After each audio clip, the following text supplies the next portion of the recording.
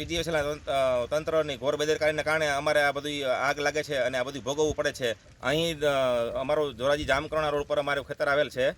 ત્યાં દર વર્ષે અમે આ પીજીવીસીએલના જે 11 કેવીના તાર છે, એ 11 કેવીના તારમાંથી દર વખતે જમ્પરમાંથી ને સ્પાર્કિંગ થઈ અને નીચે તિખારા કરી અને આ ઘઉં વાવેલા છે, એ ઘઉંવાળામાં દર વખતે આગ લાગે છે દર વર્ષે. તો અમે દર વર્ષે સાહેબ પીજીવીસીએલના એન્જિનિયર સાહેબને રજૂઆત કરીએ છીએ રૂબરૂ જઈને કે તમે આ તમારા તારમાં જે જમ્પર આવેલા છે એ જમ્પર વ્યવસ્થિત કરાવી અને વ્યવસ્થિત રિપેર કરાવો, જેને કારણે અમારે જે આ ઘઉંમાં આગ લાગીને નુકસાન થાય છે એ અમને આગમાં નુકસાન ન થાય.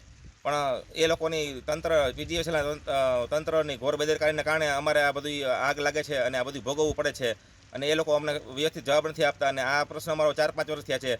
આ હમણાં 5 વર્ષમાં ત્રીજી વખત આગ લાગેલી છે. હાલ અત્યારે તો ખેતર અમારું ઘઉં કટિંગ થઈ ગયા છે, પણ બાજુના 2 ખેતરમાં ઊભા ઘઉં હતા.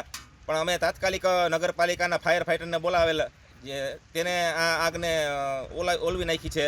એટલે બાજુના ખેતરમાં નુકસાન થયેલ નથી. જો ફાયર ફાઇટર ટાઈમે ન આવી શકે તો આ પીજીવીસીએલને કારણે આ બાજુના ખેતરના ઘઉંમાં આગ લાગે તો બાજુવાળા ખેતરવાળાને લાખો રૂપિયાના ઘઉંનું નુકસાન થઈ શકે.